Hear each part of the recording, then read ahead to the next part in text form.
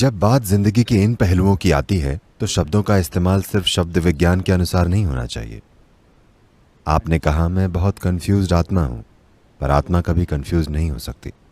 आप एक कंफ्यूज्ड मन है। इस शब्द को ठीक करना इतना जरूरी क्यों है? क्योंकि अगर आप इन दोनों में फर्क नहीं समझेंगे, मान लीजिए कि आप अपने डॉक्टर के पास गए क्योंकि आपको हृदय समस्या है और आपने कहा डॉक्टर मेरे लिवर में कुछ परेशानी है। वे किसी और चीज का इलाज कर देंगे, है ना? है ना? इसलिए बहुत जरूरी है। प्रश्न केवल अर्थ विज्ञान का नहीं है, बाल की खाल खींचने की भी बात नहीं है। यह बस ऐसा ही है। आपको हार्ट प्रॉब्लम है लेकिन आप लिवर के डॉक्टर के पास चले गए। ऐसे कोई समाधान नहीं निकलेगा क्योंकि ऐसे परेशानियां और बढ़ जाएंगी। क्योंकि वैसे भी अगर एक बार आप वहां गए तो उसे लिवर की सर्जरी करनी ही पड़ेगी, चाहे आपको लिवर की समस्या हो या ना हो। यह उस बिजनेस का हिस्सा है, ठीक है? इसलिए बहुत महत्वपूर्ण है। आपकी आत्मा कंफ्यूज नहीं हो सकती। और पहली बात यह है कि आप आत्मा के बारे में बात मत ही कीजिए क्योंकि आपको इसका अनुभव ही नहीं हुआ है। और अगर आप उस बारे में बात करते हैं जिसका आपको अब तक अनुभव ही नहीं हुआ है, तो अगर कड़े शब्दों में कहें तो ये झूठ बोलने के बराबर है। इसलिए ये पहला काम है जो आपको करना चाहिए। आपको झूठ बोलना बंद कर देना चाहिए। जो आपके लिए सच नहीं है उसके बारे में बात ना करें। हो सकता है ये गीता में कहा गया हो या वेदों में लिखा गया हो और हर कोई इसके बारे में बात कर रहा हो, इससे कोई फर्क नहीं पड़ता। अगर वो आपके लिए सच नहीं है तो उसके बारे में बात ना करें। आपको आत्मा, स्वर्ग और भगवान के बारे में बात नहीं करनी चाहिए क्योंकि ये चीजें आपके लिए फिलहाल सच नहीं है। अगर आप इन चीजों के बारे में बात नहीं करेंगे तो आपके अंदर एक खास इच्छा पैदा होगी जो आपको वहां तक ले जाएगी। अगर आप उसके बारे में बात करेंगे तो आप गपशप से संतुष्ट हो जाएंगे। असली चीज आपके साथ कभी नहीं होगी। आपको गपशप से संतोष हो जाएगा। गपशप बहुत संतोष देती है, आप जानते ही हैं। हाँ, बहुत से लोग गप मारकर सच्चाई से बचते हैं। बहुत से लोग सिनेमा जाकर सच्चाई से बचते हैं। सिनेमा का मतलब है किसी की गपशप, है ना? किसी की कहानी। मैं इसके खिलाफ नहीं हूं, पर अगर आप इससे अपने जीवन को बेहतर बना रहे हैं तो ये ठीक है। लेकिन अगर आप इसका उपयोग अपने जीवन से बचने के लिए कर रहे हैं तो ये बड़ी समस्या है ना? और बहुत से लोग इसका उपयोग जीवन से बचने के लिए कर रहे हैं। वहां आपको कुछ करने की जरूरत नहीं है। बस एक अंधेरे कमरे में जाकर बैठ जाइए और एक बाल्टी पॉपकॉर्न खरीद लीजिए। कोई प्रेम करेगा, कोई लड़ेगा, कोई जिएगा, कोई सब कुछ करेगा। आपको बस पॉपकॉर्न खाना है और सब कुछ होता रहेगा। आप रो सकते हैं, आप हंस सकते हैं और खत्म होने पर बाहर आ सकते हैं। और वे आपको बताते भी हैं कि फिल्म खत्म हो गई। आजकल वो लोग दी एंड नहीं दिखाते। आपको खुद समझना होता है कि फिल्म पूरी हो गई। एक समय था जब वे लिख देते थे दी एंड, क्योंकि हो सकता है आपको समझना है और आप अगला शो देखने लगे। इसलिए खुद को धोखे में मत रखिए। खुद के लिए जो सबसे छोटी चीज आप कर सकते हैं वो यह है कि खुद से झूठ मत बोलिए। आप अगर दूसरों से झूठ बोलना बंद कर दें तो आपके आसपास का जीवन भी जबरदस्त तरीके से बदल जाएगा। लेकिन वो मैं आप पर छोड़ता हूं, ओके? वो आपका अपना डिसीजन है। लेकिन कम से कम इस एक व्यक्ति के साथ 100% सीधी बात करें, कोई बकवास ना करें। आपको ऐसा करना ही चाहिए क्योंकि ये व्यक्ति इसका अधिकारी है और कम से कम इसके लिए इतना करना आपका फर्ज बनता है। मुझे नहीं पता कि आप किस तरह की सामाजिक और अन्य परिस्थितियों में हैं। मुझे नहीं पता कि आप दूसरों से झूठ बोलना बंद कर सकते हैं या नहीं। अगर आप ऐसा कर पाएं तो आपके आसपास के जीवन में भी जबरदस्त सुधार आएंगे। अगर आप अपने आसपास ऐसा कर पाते हैं तो बढ़िया है, आप कोई अद्भुत चीज रच पाएंगे। अगर ऐसा नहीं हो पाया तो कम से कम इस एक व्यक्ति के साथ इस व्यक्ति को झूठ मत बोलिए। कम से कम इस एक व्यक्ति के साथ 100% सच्चे रहिए। ऐसा बस इसलिए हो रहा है क्योंकि एक समय में इस संस्कृति में एक जीवंत आध्यात्मिक वातावरण था। उस समय से अब तक यह बहुत कम हो गया है। वो जबरदस्त आध्यात्मिक ऊर्जा तो चली गई, लेकिन वो सारे शब्द आज भी मौजूद हैं। आप जहां भी जाते हैं लोग अंतरात्मा, आत्मा, परमात्मा की बातें करते हैं। शब्द अब भी आम भाषा और सामान्य वातावरण में चल रहे हैं, पर वो आग बुझ गई है। एक तरह से ये एक सकारात्मक प्रभाव भी हो सकता था, लेकिन ये एक नकारात्मक प्रभाव भी है, क्योंकि आप सबसे ऊंची चीजों के बारे में सांसारिक तरीके से बात कर रहे हैं। गपशप की तरह बातें करने से सारी ऊंची चीजें गायब हो जाएंगी। चाय की दुकान में लोग गीता के बारे में बात करते हैं। People will, you know, चाय की दुकान में कोई खराबी नहीं है, लेकिन उसमें पवित्रता और फोकस की कमी है।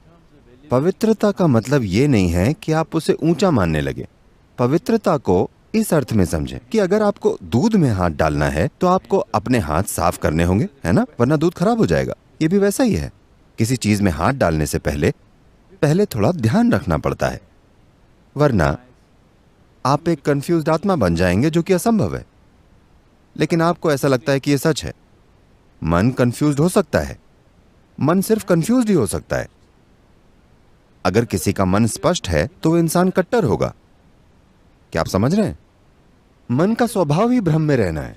यही इसकी सुंदरता है। वो हमेशा भ्रम में रहता है क्योंकि वो कुछ भी समझ नहीं पाता, लेकिन ये सब कुछ इकट्ठा कर सकता है और उस पर विचार कर सकता है लगातार। आपके तार्किक मन का यही स्वभाव है। आपका मन हमेशा कंफ्यूज्ड ही रहेगा अगर आप एक ही दिशा में सोचने वाले मूर्ख या फिर कट्टर नहीं है। मन हमेशा भ्रम में रहेगा। मन का भ्रम में होना अच्छा है।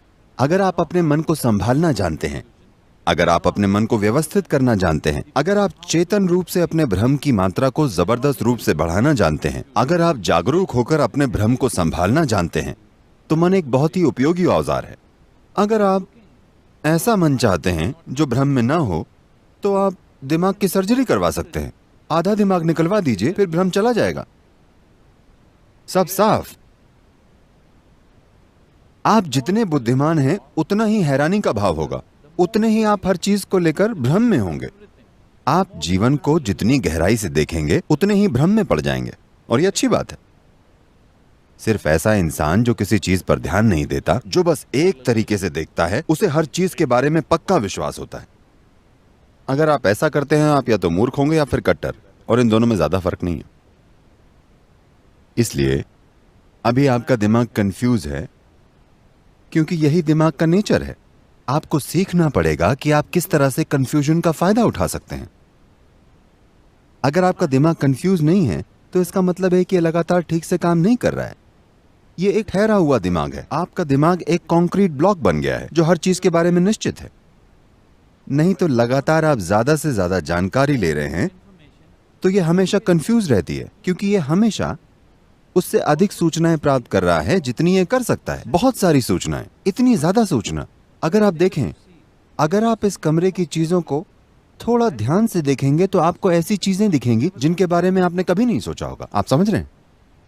अगर आप बस किसी एक चीज को देखें तो ऐसा होने लगेगा। बात बस इतनी है कि लोग बस ऐसे देखते हैं और उन्हें कुछ नजर नहीं आता। अगर आप किसी चीज पर अच्छे से ध्यान दें तो आप देखेंगे कि एक सरल सी चींटी जीवन भर आपका ध्यान अपनी ओर खींच सकती है। उसमें इतना कुछ है। तो आसपास की हर चीज पर अगर आप भरपूर ध्यान दें तो आपको इतनी जानकारी मिलेगी कि किसी का भी मन उसे समझ नहीं सकता। जो मन ध्यान नहीं देता, उसे ही लगता है कि उसे सब पता है। ध्यान देने वाला मन ब्रह्मांड की हर छोटी सी छोटी चीज के बारे में भ्रमित होता है, और ऐसा ही होना चाहिए। आपको भ्रम से दुखी नहीं होना चाहिए। आपको समझना चाहिए कि अगर आप हमेशा भ्रम में हैं तो आपकी बुद्धि काम कर रही है। हाँ, तो जब आप अपनी आत्मा और मन को अलग अलग कर लेते हैं वैसे आपके अनुभव में तो आत्मा का अस्तित्व ही नहीं है। आप देखेंगे कि मन को हर दम हर दिशा से बहुत सी चीजें मिल रही हैं, हर समय, जागते हुए और सोते हुए भी। हमारी 5 इंद्रियां हमेशा अनुभव करती रहती हैं। ज्यादातर लोग इस बारे में जागरूक नहीं होते, तो उनका जीवन ठहरा हुआ और बोरिंग बन जाता है। भ्रम होने का मतलब है कि संभावना बाकी है। अंतिम नतीजे का मतलब है मृत्यु। इसलिए अंतिम नतीजे पर पहुंचने की और भ्रम को दूर करने की कोशिश मत कीजिए। भ्रम अच्छा है, इस समय ऐसी चीजों की कल्पना मत कीजिए जो सत्य नहीं है। भ्रम इसलिए होता है क्योंकि आज तक कोई भी इंसान ब्रह्मांड या जीवन की प्रकृति को अपने मन में समझ नहीं पाया है। आप जीवन बन सकते हैं और जीवन को जान सकते हैं, लेकिन जीवन को कभी समझ नहीं सकते, कभी भी नहीं। आप जीवन को कभी समझ नहीं सकते, लेकिन अगर आप पूरी तरह से जीवन के एक अंश बन जाएं, तो आप जीवन को उसके असली रूप में जान जाएंगे। तो जीवन को जानने का एक ही तरीका है, खुद जीवन बन जाना। क्या आप जीवन हैं? आप आत्मा हैं या जीवन हैं? आप जीवन हैं या नहीं? आप हैं, तो वही बन जाएं। फिलहाल आप जीवन नहीं हैं। आप विचारों, भावनाओं, धारणाओं, राय और पूर्वाग्रहों का एक बंडल हैं। ये चीजें आपके अपने जीवन में ज्यादा शक्तिशाली हैं, है ना? हाँ या ना? आपकी जीवंतता से ज्यादा जगह आपके विचार और भावनाओं ने घेरी हुई है। इसलिए आप खुद को जीवन के एक टुकड़े के रूप में अनुभव नहीं कर रहे हैं। आप खुद को विचारों और भावनाओं और अलग अलग चीजों के ढेर के रूप में महसूस कर रहे हैं। आपका बोध गलत है। आप जिंदा हैं, इसलिए सोचना संभव है।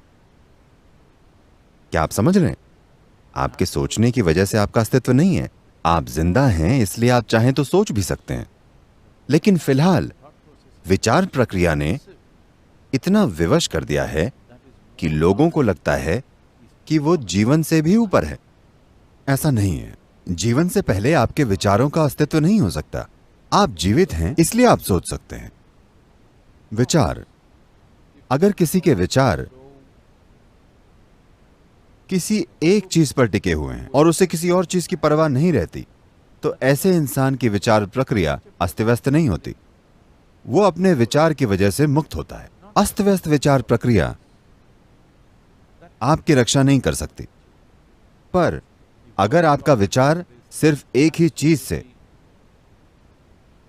ही चीज से जुड़ा हुआ है, तो ऐसा केंद्रित विचार, ऐसा विचार आपको बहुत सारी सुरक्षा, लक्ष्य और काबिलियत दे सकता है। वो एक अलग बात है। लेकिन फिलहाल आप उस स्थिति में नहीं हैं, तो एक सरल साधन का उपयोग करना अच्छा होगा। इस बात की चिंता ना करें कि कोई आप पर प्रभाव डाल सकता है। आपको यह समझने की जरूरत है, अगर आप खुद की रक्षा करते हैं तो खुशहाली से भी दूर होंगे। समझे आप? तो बचाव ऐसा होना चाहिए कि जिन चीजों की आपको जरूरत नहीं है, सिर्फ वो चीजें आपसे दूर रहें। आपको फिल्टर की जरूरत है, दीवार की नहीं, है ना? अगर हम आपके चारों तरफ एक दीवार बना दें, तो यह आपको जीवन से ही बचा लेगी। बहुत सारे लोग यही कर रहे हैं। वे अपने आप को मौत और खतरे से बचाना चाहते हैं, लेकिन वे खुद को जीवन से ही बचा लेते हैं। वे इतने सुरक्षित होते हैं कि जीवन भी उन्हें नहीं छूता। वे इतने सुरक्षित हैं। ऐसे न बने। जीवन को आपको छूना चाहिए। यहां तक कि अगर जीवन आपका दम घोंटने लगे, तब भी वो जीवन से अछूते रहने से बेहतर होगा। धन्यवाद।